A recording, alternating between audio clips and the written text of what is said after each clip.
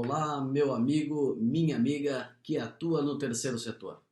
Eu sou Ricardo Monello e eu quero conversar com você sobre um assunto muito sério e que pode impactar drasticamente as nossas instituições filantrópicas de todo o Brasil.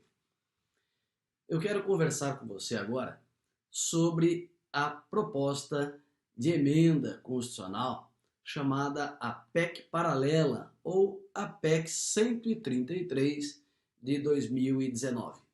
Ela é nefasta porque ela extingue a filantropia na educação e parte da saúde do que é feito pelas nossas entidades. Veja bem, a PEC 133 de 2019, de relatoria do senador Tasso Gereissati, está tramitando no Senado Federal. Ela é chamada de PEC paralela, paralela à proposta, ao projeto de emenda constitucional número 6 de 2019, aquele já aprovado na Câmara dos Deputados, que é a reforma do sistema de previdência social. Não se discute a necessidade e a importância de ajustes nas contas públicas e também no sistema previdenciário. Não é isso. Todavia, no dia 27 de agosto, ao fazer a leitura do relatório, do seu relatório da PEC para 6 de 2019, o senador Tasso Gereissati, de forma surpreendente e muito absurda, trouxe a PEC paralela em um texto separado. Bom, nós estamos falando de uma emenda constitucional, ou seja, algo que vai alterar um direito que está na Constituição Federal desde 1988. Bom, vale lembrar mais uma vez que esse texto que o senador Tasso Gereissati está apresentando em seu relatório e que amanhã, quarta-feira, vai ser analisado na comissão, ele não é oriundo da Câmara e nem sequer de proposta do Executivo Federal. Então, nós estamos vendo que é algo trazido pela vontade e iniciativa do senador Tasso Gereissati. Uma verdadeira facada no peito da educação e da saúde filantrópica brasileira. E você vai ver que não é somente nessas áreas. Bom, eu tomo por base o texto do senador. E aí eu estou com várias anotações aqui para comentar com você. E eu diria o seguinte, e assim coloca em seu relatório, que é extinguir, que propõe o senador, ali na extinção da filantropia educacional, propõe o senador a extinção das bolsas de estudos para alunos carentes dadas pelas organizações educacionais filantrópicas. Ou seja, que essas bolsas não seja mais considerada contrapartida para gozo da imunidade tributária previsto na Constituição.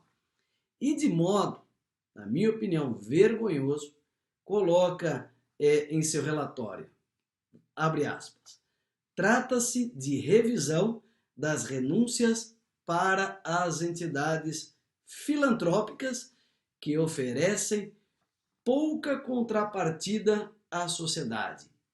Pouca contrapartida à sociedade. Especialmente no setor de educação, vírgula, o que evidentemente não inclui as entidades de assistência e referência como as Santas Casas. Adiante, complementa o senador. Não temos clareza sobre por que faculdades destinadas à elite da elite, hospitais que pagam salários de 6 dígitos ou bem-sucedidos produtores rurais não devem pagar o INSS de seus funcionários.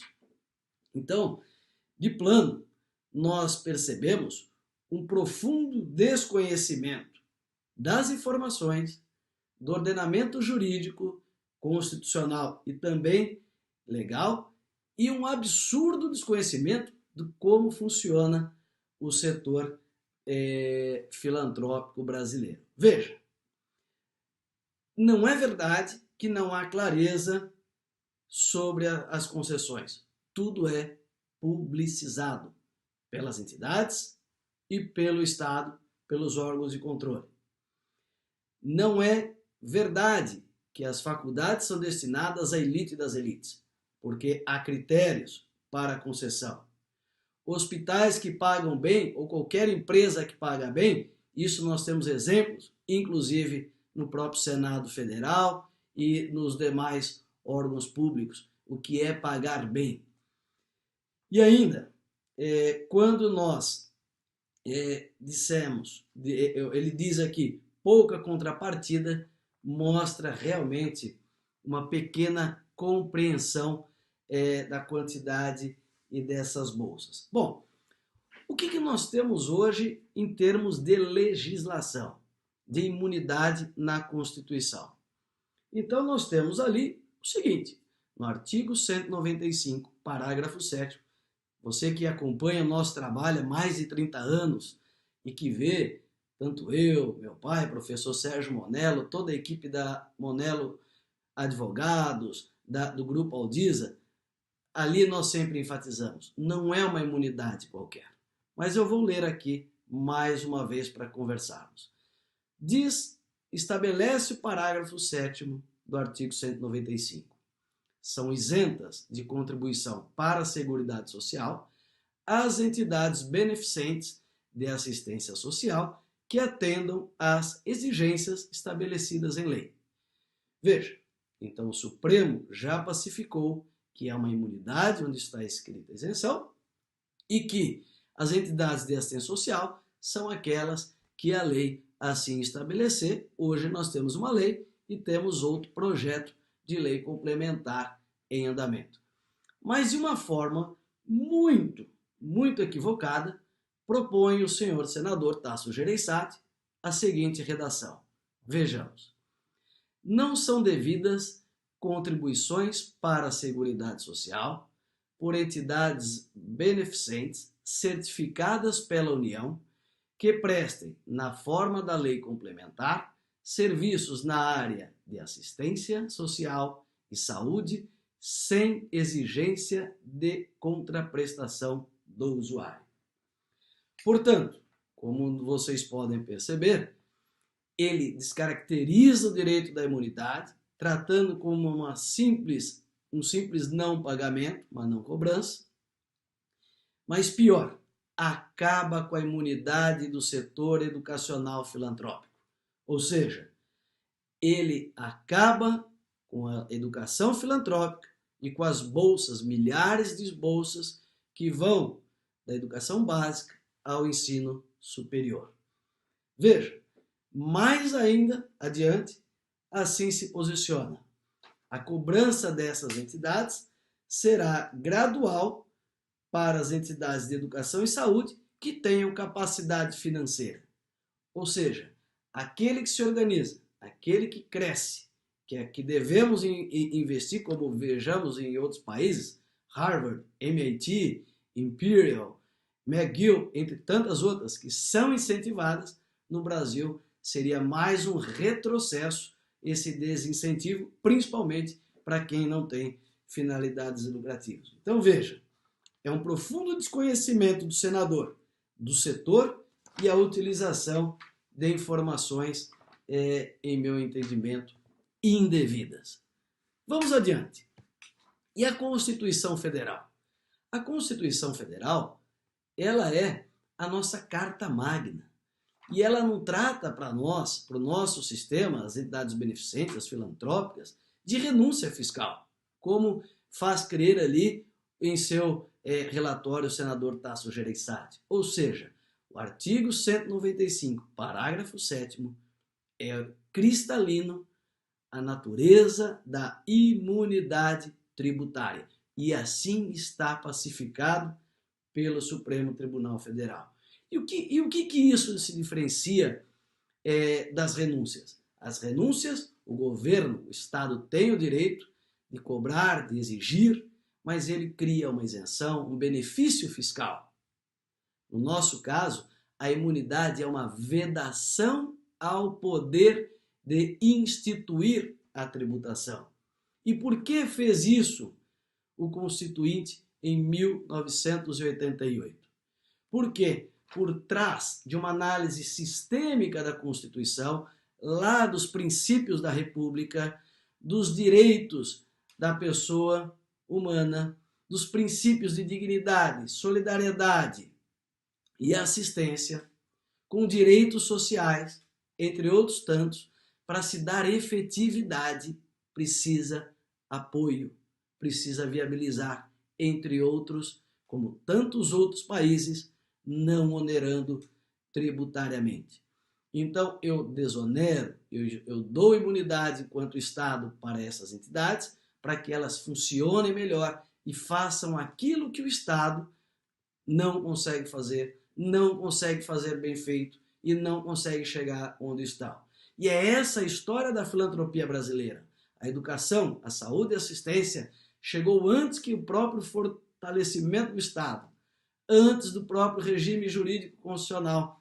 Nós estamos aqui, setor filantrópico, há 500 anos trabalhando pela população brasileira. Não é pelas entidades, e sim pela população. Então, a imunidade tributária, ela dá efetividade de políticas públicas. Não se realiza políticas públicas sem a vontade que deu o Constituinte da desoneração. E é importante nós entendermos, ainda nessa linha da imunidade e da diferenciação com a renúncia ou com a simples isenção, porque o setor filantrópico, o setor sem fins lucrativos, não se compara ao setor empresarial. Não se compara uma entidade filantrópica com a empresa. E aqui eu não estou desmerecendo, tirando a importância, o papel também social das empresas. Porque produzir, gerar lucros e pagar os seus tributos faz parte da responsabilidade de uma empresa. O nosso caso, o setor filantrópico, ele não tem lucro, ele tem superávit que serve para a manutenção das atividades da entidade, das atividades de educação, saúde, assistência, entre tantas outras que a gente sabe há centenas de anos que as nossas entidades já vêm fazendo. Então é importante lembrarmos que o superávit da entidade, a economia tributária, faz com que ela atenda mais pessoas, pessoas com públicos específicos, conforme a lei, e com as necessidades apresentadas, e isso pode ser reaplicado permanentemente nessas atividades. Na empresa, o resultado vai para o bolso do sócio. Na nossa entidade, vira bolsa, vira atendimento de saúde, vira atendimento de assistência, vira pesquisa, vira desenvolvimento social e econômico. E é importante também lembrarmos que é uma falácia dizer de entidades de elite, porque elas são bem administradas. Eu não tenho que punir o mérito, punir quem administra bem, eu tenho que louvar. É isso que o Brasil precisa. Se as nossas entidades estão bem, porque são bem administradas, fazem economia, têm um serviço voluntário gigante. Peguem os balanços das entidades, vejam a quantidade de gente voluntária. São milhões de voluntários atendendo todos os dias em todas as nossas instituições. E falando ainda do cenário legislativo atual, eu quero lembrar ao senador e aos demais que nós temos em vigor desde 2009 a Lei 12.101. O que é a Lei 12.101? Ela estabelece dois aspectos muito importantes: a certificação das entidades beneficentes e os requisitos para o gozo da imunidade tributária. Pois bem, então não é uma afirmação correta dizer que não há clareza ou que não sabemos quais são esses serviços gratuitos. Não é verdade, senador, não é verdade essa afirmação. Por quê? Porque a Lei 12.101, ela traz critérios socioeconômicos para a concessão de bolsas. Eu tenho bolsas para famílias com renda per capita de 3 salários mínimos e renda per capita de 1,5 salário mínimo. Bolsas de 100% e 50%. Essas bolsas são controladas em sistemas públicos. Veja o ProUni, que aliás integra-se entidades, ministérios e demais órgãos. Nós temos permanentemente a supervisão dos ministérios. O MEC supervisiona a cada período de tempo. Anualmente as entidades prestam contas com a relação nominal e dados dos bolsistas e valores, renovam os seus certificados a cada 3 anos, são fiscalizadas pela Receita Federal do Brasil, estão na sua imensa maioria nos módulos do Sistema Público de Escrituração Digital, estão no e-social, estão na escrituração contábil digital, o cruzamento eletrônico de dados e ainda algumas estão no acompanhamento especial da própria Receita Federal. Além disso, também estão sujeitas, e os próprios ministérios, ao controle do Tribunal de Contas, como já sabemos e já é público, os efeitos também positivos desse controle, o aperfeiçoamento no ambiente de controle, são submetidas a regras claras, regras contábeis, regras de auditoria independente e padrões nacionais de escrituração. Então vejam, e ainda os ministérios, dentro da Lei 12.101, estão acompanhando as 3 áreas hoje também referendadas pelo Supremo Tribunal Federal: a educação, a saúde e a assistência social. E falando no Supremo, é imprescindível ressaltar aqui: o Supremo já pacificou, primeiro, que é imunidade tributária, que a imunidade tributária das contribuições à Seguridade Social, ela é uma cláusula pétrea, um direito das personalidades da pessoa que a detém, aquela personalidade que a Constituição Federal outorgou esta desoneração.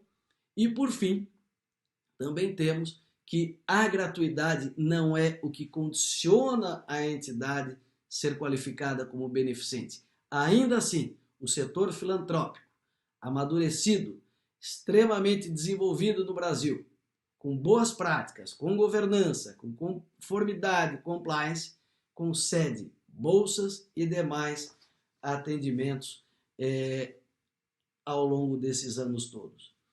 E eu queria falar agora para você os impactos sociais e econômicos desta medida nefasta. Primeiro, se isso passar, vai impactar seriamente todas as camadas da sociedade brasileira. Não é só o carente, não é só o mais pobre. O mais pobre, como sempre, é o que vai pagar mais caro ou vai ficar sem o atendimento, vai depender de socorros de outros entes públicos, como a gente já sabe.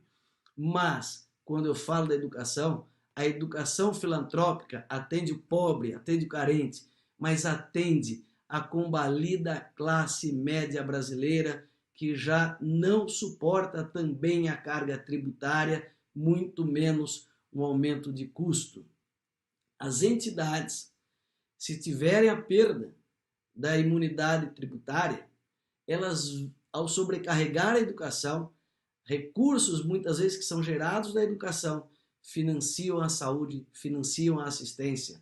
Isso vai ser impactado, vai haver suspensão de atendimentos em diversas áreas, entre outras que essas entidades também são de enorme impacto e relevância social.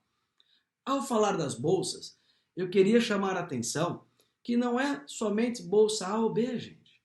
Nós temos as bolsas do ProUni, 150%. Nós temos as bolsas da Lei 12.101 da educação básica, 150%. Bolsas para filhos de professores, de funcionários, que nem de longe pode-se pensar que são pessoas abastadas. Na imensa maioria, professores e funcionários vivem numa dificuldade muito grande também. Além disso, as entidades concedem bolsas próprias, bolsas institucionais, bolsas de acordo com a sua missão, sua evangelização, o seu carisma, o seu propósito de formar e de transformar através da educação. Muitas dessas entidades, hoje na Lei 12.101, dão serviços complementares, ou seja, dão a bolsa, dão uniforme, dão alimentação, dão transportes, dão complemento pedagógico, dão serviços em tempo integral, dão material didático. Tudo isso está em jogo e vai impactar social e economicamente cada uma das famílias, dos milhões de brasileiros que são atendidos. E aí eu pego, para dar uma dimensão, o posicionamento do setor filantrópico, liderado pelo Fórum Nacional das Instituições Filantrópicas, que eu tenho imenso orgulho de integrar o Conselho de Especialistas, a Associação Nacional de Educação Católica, entre tantas outras, mais de 30 entidades, inclusive do setor empresarial, apoiando, como a FENACOM, entidade que eu integro a Diretoria de Assuntos Jurídicos. E eu trago aqui, vejam, na educação, as instituições devolvem 4,67 vezes mais do que recebem e somam mais de 2.400.000 alunos que podem ser prejudicados diretamente, sendo 725.000 bolsistas do ensino básico e superior, sendo que 400.000 só no ensino superior estão na regra dentro da lei de carência de 1,5 salário mínimo per capita ou 3 salários mínimos per capita. Só para se ter ideia, outras pesquisas mostram que as nossas instituições filantrópicas correspondem a 29%, quase 30% das bolsas integrais do ProUni, mais de 22% das bolsas parciais e ainda dão 21% das demais bolsas de estudos às suas custas, além de ProUni, além da 12.101. Sem falarmos dos hospitais universitários, que fazem essa interface saúde, educação e atividades comunitárias. O impacto que podemos ter com a perda de alunos, a evasão, a falta de alunos nessas universidades, nessas escolas e faculdades, nas dificuldades para atingirmos as duras penas, como já estamos passando, as metas do Plano Nacional de Educação. Em termos econômicos, podemos dizer que aproximadamente o custo vai aumentar das escolas e isso pode impactar quase 40% de acréscimo no valor das mensalidades escolares. Por quê? Alguém paga. O aluno bolsista, além da desoneração tributária, a escola precisa custear o seu alto custo de funcionamento. Então isso vai sobrecarregar, porque as estruturas são caras, a gente sabe quanto custa, e ainda assim é muito mais barato que o sistema público, que a educação pública. Está provado, tanto é que estados e municípios preferem a parceria com a educação particular, porque é mais barato que a implantação, a gestão e a administração de equipamentos pelo poder público. Portanto, a gente vê que esse aumento de custo vai penalizar a classe média, vai penalizar as classes ainda mais pobres, vai sobrecarregar estados e municípios, porque aqueles que não poderão ser atendidos, aqueles que terão escolas fechadas, salas fechadas, vão para o ensino e para a saúde pública, que já está em inúmeras dificuldades. O aumento de custo, a carga tributária na escola, como qualquer negócio, provoca também desemprego. Nós já estamos com milhões de desempregados. O setor filantrópico emprega quase 5 milhões de pessoas, além de voluntários. Isso pode impactar no aumento do desemprego no Brasil, com fechamento de postos, fechamentos de escolas, enfim, a redução da atividade econômica, reduzindo renda, emprego e também a arrecadação nas cidades e nos lugares onde as nossas instituições estão. Eu peço desculpas pelo que me alonguei nesse vídeo, mas é fundamental que façamos uma diferenciação de renúncia, de imunidade e entendamos o quão relevante é o setor filantrópico há centenas de anos no Brasil.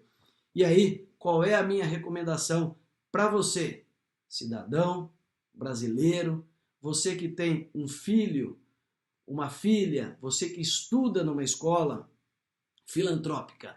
Mobilização. Você pode perder a bolsa, seu filho pode ser prejudicado, a escola do seu filho, aquele que paga, poderá encarecer.